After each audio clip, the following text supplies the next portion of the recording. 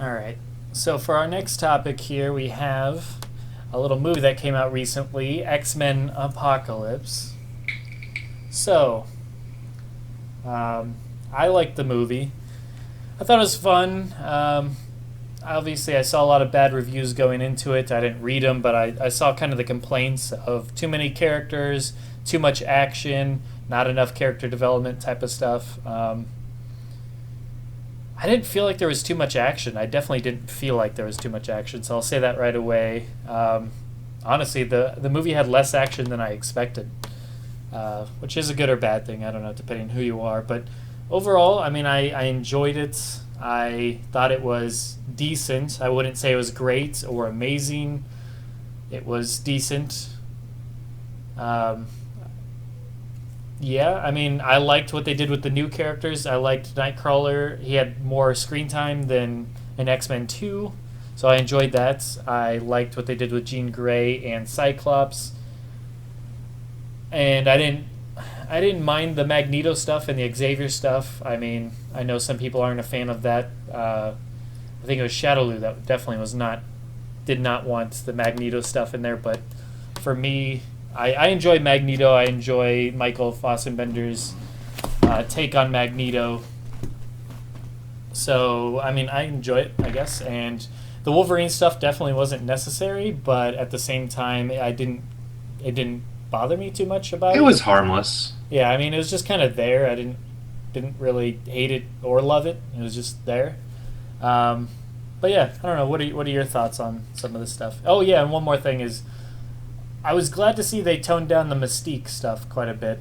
She wasn't the focal point for most of the movie, which is always good. I mean, I like Mystique as a character. Jennifer Lawrence is I enjoy her as an actress, but she wasn't like the focal point, and I didn't want her to be the focal point. So it's kind of nice seeing her. It felt like a more balanced role amongst everyone, in my opinion, this time around. Other than obviously certain characters that didn't get the quite as much focus as we would have liked, as I'm sure you're getting into here. But go ahead. Yeah, well, I guess the obligatory spoiler warning, of course. Sure. I mean, everyone knows by now, but spoiler warning, I guess. I did not like this movie. Uh, oh, there are a lot of good things in this movie. Let me say that there are some things that work really well in this movie, but when you add in the things that don't work, it all kind of cancels out, in my opinion. And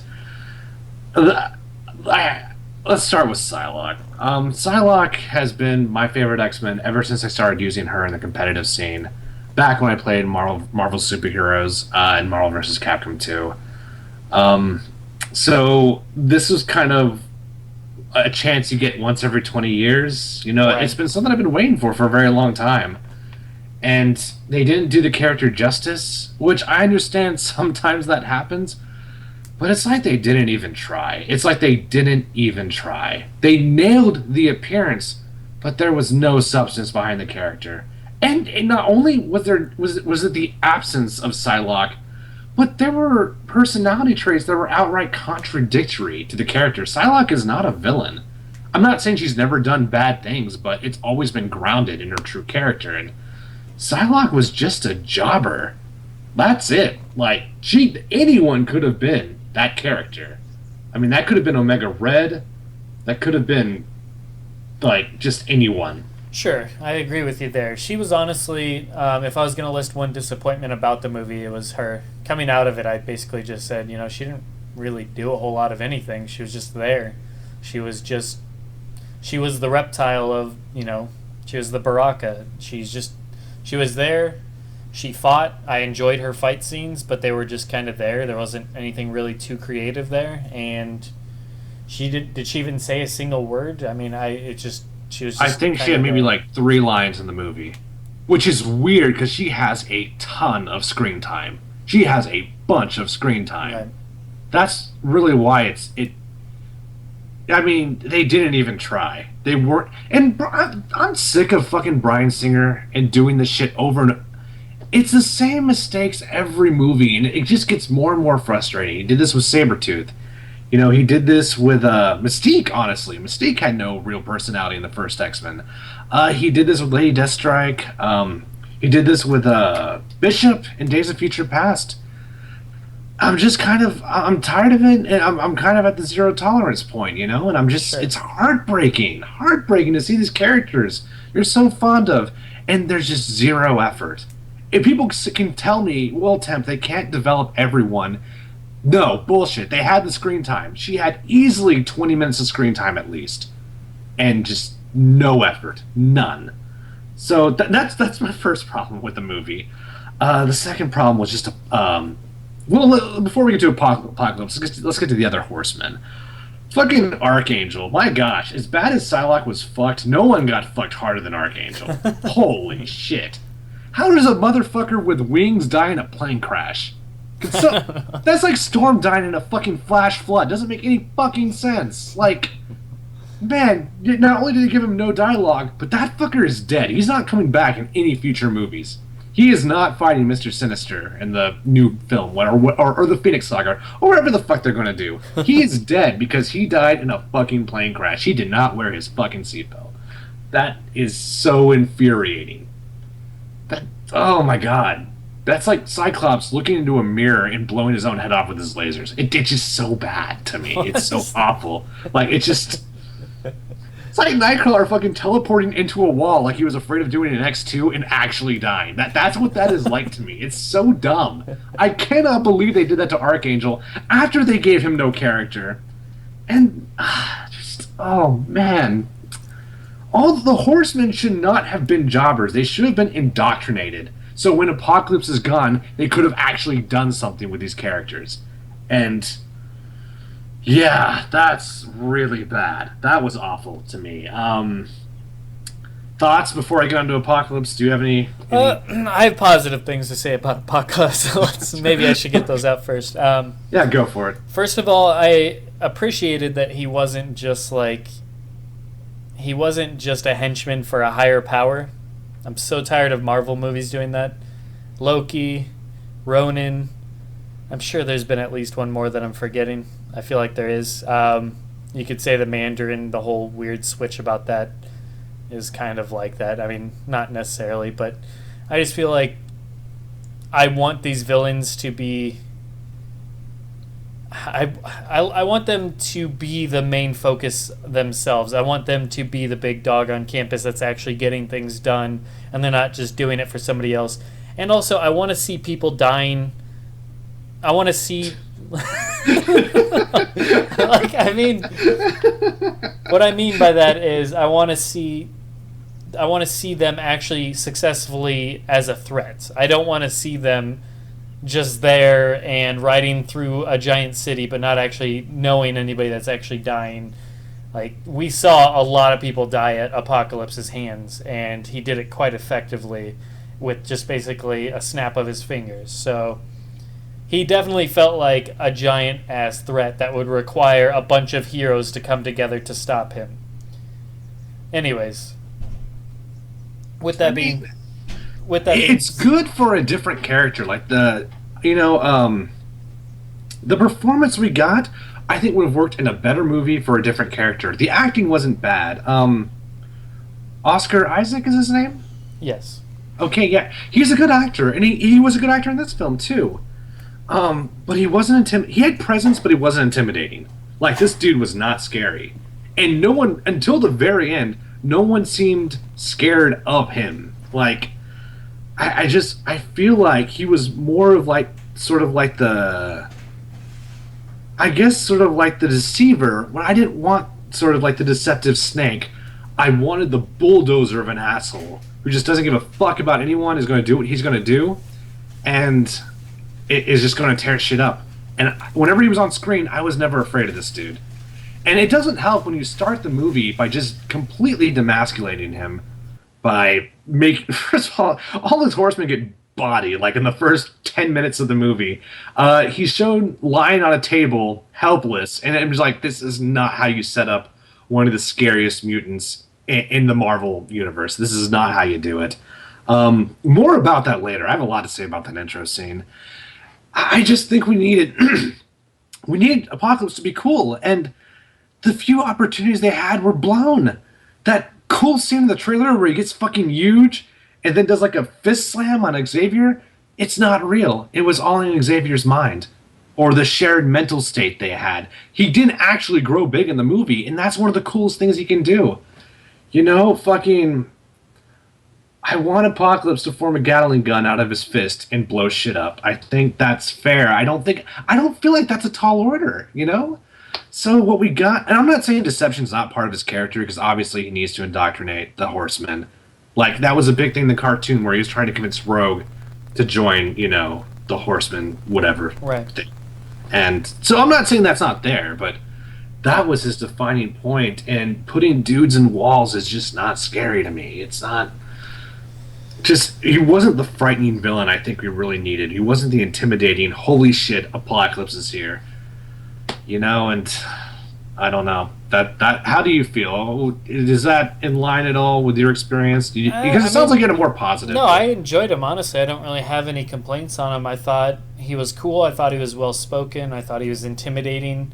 I thought at times it was weird, and I didn't really understand the whole putting dudes in walls things either, but I mean, the fact that he did it with such ease and that he had such power, I thought was quite intimidating and scary, and the fact that he was just wiping out so many people so easily. I thought he looked cool. I thought he sounded cool. Yeah, he looked cool. I'll agree on that for sure. He did look good once the movie was out. And the whole Professor X thing, I mean, that was like a mental warfare. It was happening. It just wasn't happening in a physical form. It was happening in a mental form, because they were definitely battling for real in their mind. It wasn't like a nightmare. He was literally in Professor X's head, just dominating the shit out of him, which takes a lot of power to do to Professor X. So I thought that was an interesting... I mean, it's different. Not everything should be like physical, like I'm punching you. Like, that was definitely mental warfare, and the fact that he could wage that against Professor X was, in my opinion, scary in its own right that he was doing. Well, you can have both. You don't have it doesn't have to be one or the other. I'm just saying, when he was getting punked by all the younger X-Men and Phoenix, why not grow 100 feet tall then? That's my real criticism. Yeah, I don't know. Because I just feel like the character was super underused. And speaking of doing things with ease, how about recruiting those horsemen? Gosh. Yeah. That one, that was a little bit odd. It felt rushed, probably just because the movie was already long. They didn't have time to really do that. But yeah, I agree there. It was rushed. One thing I really did like about him, though, is I like how he went out. I like his final thing. I like how basically it took all of them to stop him, and finally it took Jean Grey to take him out. But I like kind of how there was some foreshadowing, if I interpreted this right, in that her nightmares that she was having throughout the movie, Jean's, it had Apocalypse in it, and it had fire, and obviously it was hinting towards the Phoenix, but Apocalypse was showing there. So in the end, it almost looked like his whole goal was to show that she was the strongest mutant and to basically embrace the Phoenix inside of her. And I don't know if he did that on purpose, because, I mean, you can interpret it a couple different ways. Either he was surprised that she had such power, or he knew all along, because, I mean, we're talking about a guy that can sense who the most powerful mutants are. So he clearly knew that about her, in my opinion. And all he was trying to do was to get her to basically unleash it, because he knows that that's way more powerful than he's ever going to be. So if he can just get her to let loose and she loses control, that's the real thing causing the apocalypse that in her dreams, not him, but she doesn't realize that. And I love that that's his final statement. His final statement was, all is revealed. As he's dying, as he's like withering away, his statement, he's not even showing pain, he's not even showing anything. And I thought that was super badass to just say, all is revealed, and basically say, now look what she can do, and have fun with that. Like, he just took pleasure in knowing that he played a huge role in making her push herself to that limit, to basically where she's going to lose control. I thought that was super, super cool, in my opinion, of a way for a character to go I don't disagree. I thought that was cool too. There's a lot of little things I adored in this movie. I love it when Magneto transitions from evil to good again, right, and he just creates that X out of fucking steel pillars. Yeah, that was so sick. I'm like, oh, that's hype. It was a nice touch. Yeah. And Magneto, I thought was overall really good in this movie. I thought Magneto was one of the strongest parts. Yeah, he's always good. Yeah, definitely. I just here's what I think this movie needed. I think there needed to be a fight with Apocalypse in the middle of the movie, and then have them get their asses handed completely, Right. and then have a do-over, and then after that beat Apocalypse. You know, nothing type when you do it on your first try. You know, Yeah, it's unless you're kind just of that badass. yeah, it's like the Bane versus Batman from Rises, where he gets his ass literally handed to him, and then he comes back. You're rooting for him all the more in the end. Yeah, and I thought that was So well done. I mean, aside from Catwoman blasting with a motorcycle, but everything else is badass. Everything else is really good. Um, yeah, just it's objectively this movie is somewhere probably in the middle.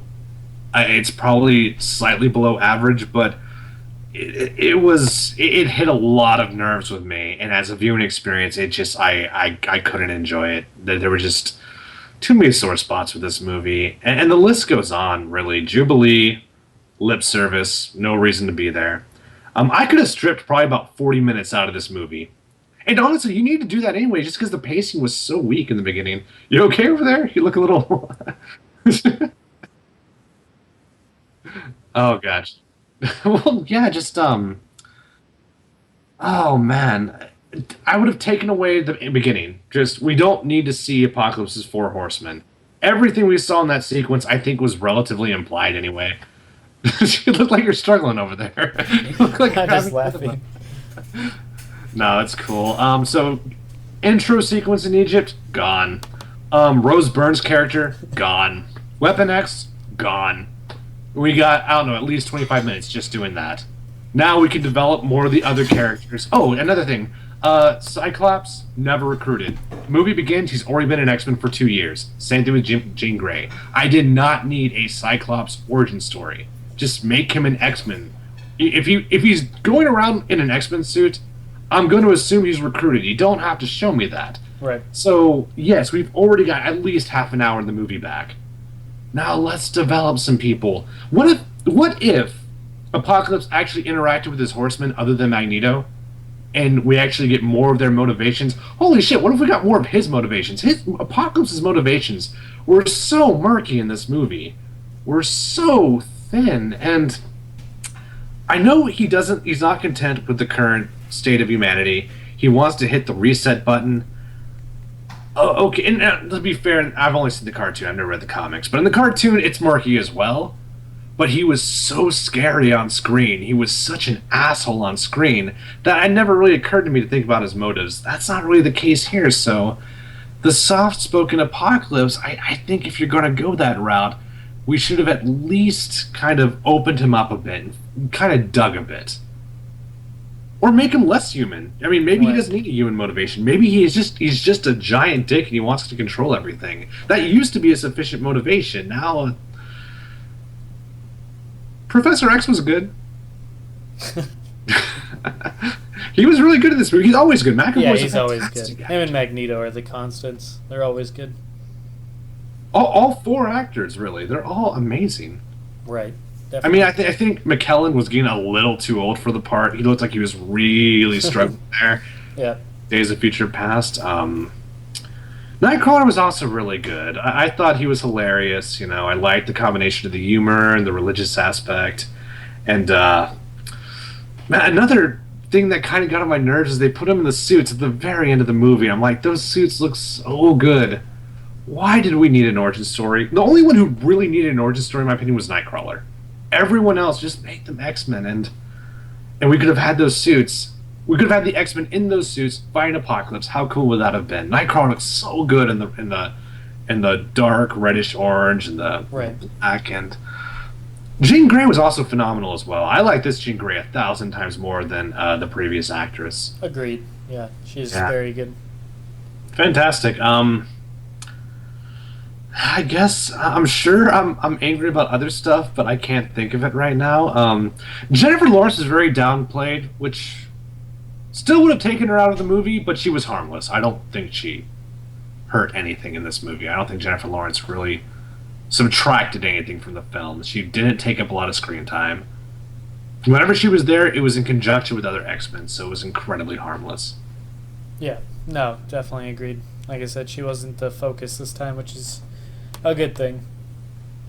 That's pretty much all I got. I can't. I mean, I'm sure I'm forgetting something, but that's the core of it.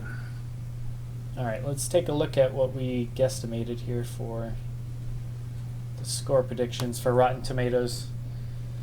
So I was way off. I gave it an 87%.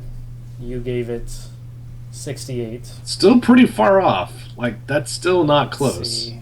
And it ended up getting 47% on Rotten Tomatoes. Yeah, that was definitely... Nothing's going to be further off than Batman vs. Superman, but that one so far has taken second in terms of being that far off. So next up we have Suicide Squad to look forward to in August, which I have at 74% and you have at 68%. So let's hope that fares better. I forgot about Suicide Squad completely. I forgot that was even a thing. I don't forget about it because every time I go to the damn theater, I want a Suicide Squad trailer before the movie, and they never show it. Really? Because I got one before X-Men. Really? And probably the last two movies. Oh my god! What the fuck? That's annoying as hell because not even before Batman vs Superman, which you would think it would be before, it still wasn't. I was so disappointed. The feeling. I was trying to get my brother to see the Age of Ultron trailer, so I kept driving to Houston and taking him to movies, right? Yeah. And they never fucking showed it. And to It's this day, he annoying. still has not seen Age of Ultron. So It's annoying. It's so annoying. Like, I just wanted to see the trailer. Like, I'm somebody that enjoys seeing the trailers in the theaters because obviously it's much more intense and you enjoy it more. And, well, speaking of which, yeah. I counted 21 minutes of trailers before Jeez. X-Men Apocalypse. That's ridiculous. There's a lot, and and each trailer that happens after another, I'm further and further disappointed. So I'm just like, I just want one trailer. Give me Suicide Squad, please. It's a good trailer too. It is good, both of them. I enjoyed both of them, and I just, come on, give me something here. One more thing about X-Men. Two more things, technically. Sure. Havoc was really well done. I thought that was a good closing Right. for Havoc. Yes. Kind of dropped the ball on him in Days of Future Past, but understandably so. That movie was pretty packed as well. And Quicksilver was fantastic too. Yes. Looks really good in the suit. I kind of like the struggle to confront his father, but the inability to do so. A lot of people were mad about that. I thought that fit. I thought that made sense. You know, he wanted to hold on to the secret a little longer because I get it. Like, a lot of people were angry. I think it made sense. And yeah, great suit. Shame we never got to see it before the end of the movie. Right. Did you have anything to say about the teaser? Do you have strong thoughts on Mr. Sinister? I mean, I like Mr. Sinister, obviously. Is that teasing it for the next X-Men movie, or is that teasing it for Wolverine 3? I was told Wolverine 3. That's what everyone's... I think that's what... I don't know if it was a press release, but the grapevine says Wolverine 3, not the next X-Men. Okay. I've also heard Bryan Singer. I don't know if he's coming back for the next one. I think he's done, for at least a little. Let's hope. Let's hope. Yeah, me too. I was much... I mean, I liked Days of Future Past. It's my favorite of the bunch, in my opinion. But I think that's because of the groundwork that... Was it Mark Webb who did First Class? I don't know. What didn't that guy also do the Amazing Spider-Man too? I don't know. I think he did it Spider-Man. I'm not sure who did Days of... let's see. X-Men First Class.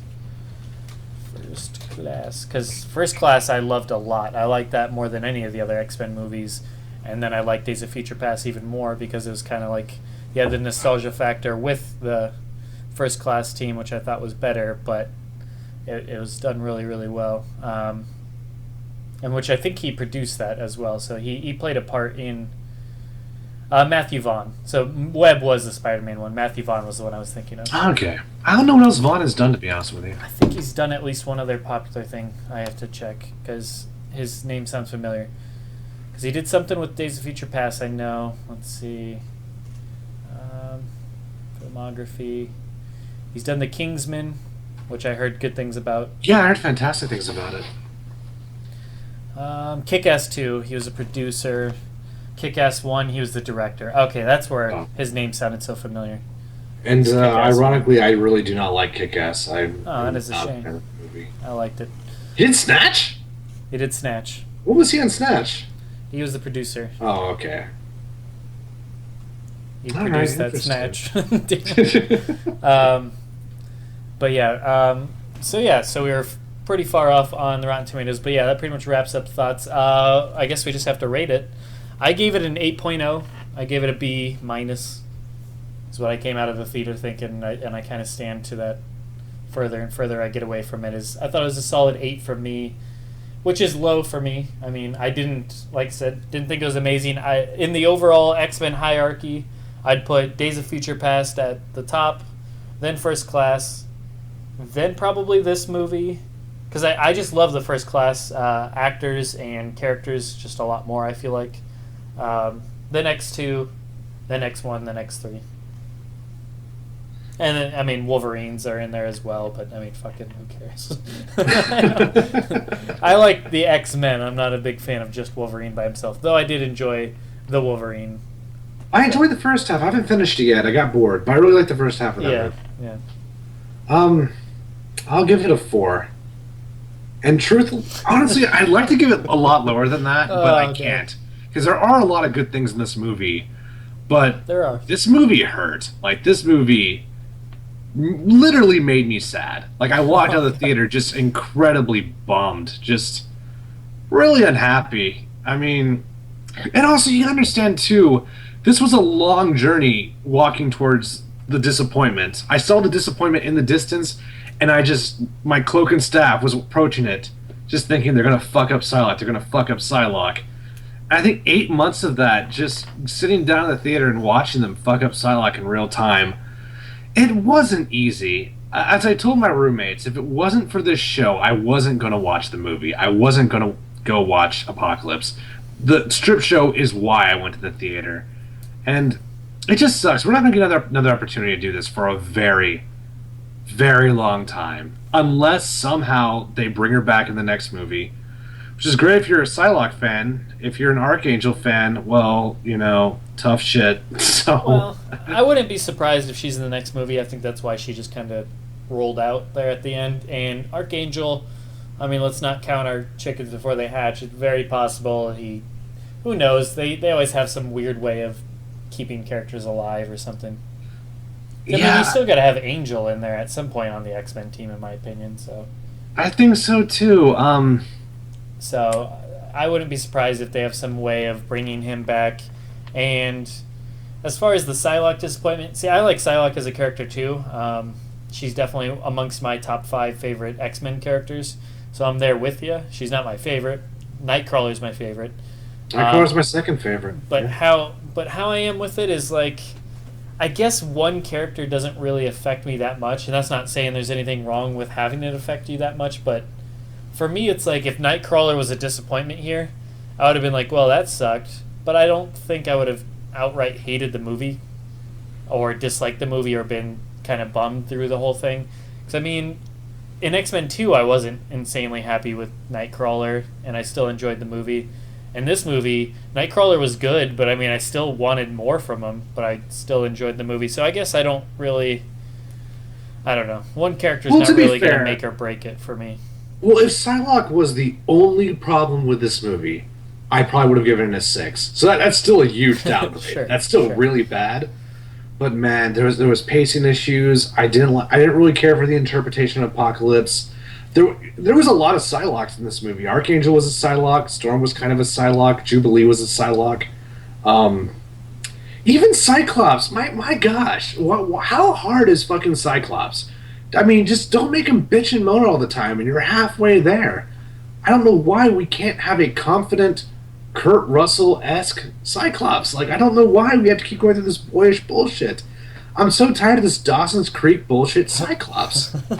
So I don't know. He didn't look bad to me so far. I thought he was much stronger than what we had before. Same with Jean.